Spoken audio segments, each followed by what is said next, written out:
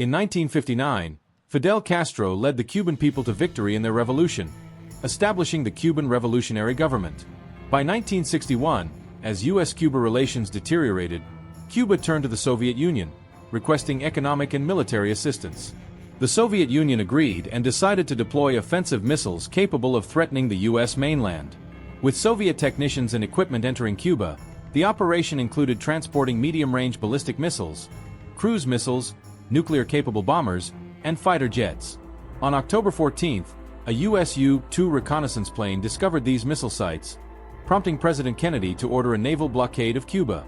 On October 22, Kennedy addressed the nation, declaring a state of emergency and warning the public of the gravity of the situation. The Cuban Missile Crisis brought the world to the brink of World War III. Nuclear war loomed, with U.S. missile units at launch readiness and the largest post-World War II amphibious landing force assembled. On October 25, Soviet ships entered Cuban waters, intensifying tensions. Kennedy demanded a withdrawal, while Khrushchev sought a resolution to avoid escalating the conflict. Eventually, a compromise was reached. The Soviet Union agreed to remove its missiles from Cuba in exchange for a U.S. pledge not to invade Cuba. Additionally, the U.S. secretly agreed to remove its Jupiter missiles from Turkey. Despite a minor clash on October 27, cooler heads prevailed, and the crisis was resolved, averting nuclear war. After the Cuban Missile Crisis, the U.S. shifted focus to the Vietnam War. Despite extensive military aid, training, and arming of South Vietnamese forces, the situation deteriorated. By 1964, South Vietnam faced increasing defeats, prompting direct U.S. military intervention.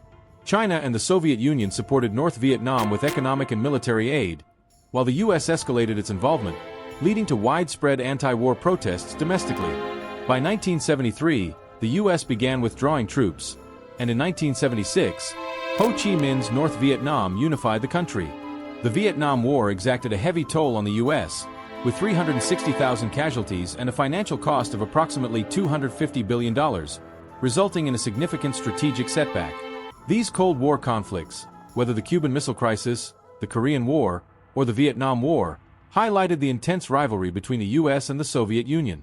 While the U.S. maintained its global dominance, its prolonged entanglement in Vietnam weakened its position, shifting the balance of power during the Cold War.